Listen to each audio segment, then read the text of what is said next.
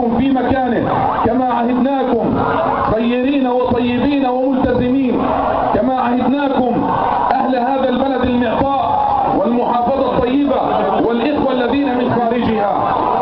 يا أحبتنا يا أهلنا، ثقتنا بكم كبيرة، لا تقتربوا، ابقى كل واحد منكم في مكانه، ليبقى كل واحد منكم في مكانه، واتركوا الأمر للإخوة في العمليات والأجهزة الأمنية لترتيب الوضع. نسأل الله عز وجل أن يتغمدهم بواسع رحمته، وأن يتقبلهم، وأن يغفر لهم، وأن يرحمهم.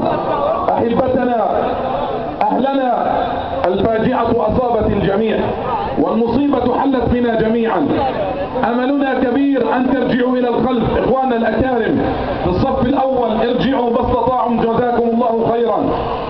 افسحوا المجال يفسح الله لكم، لأنه يا إخواننا بدنا نصلي على الجنائز، بدنا نصلي على الجنائز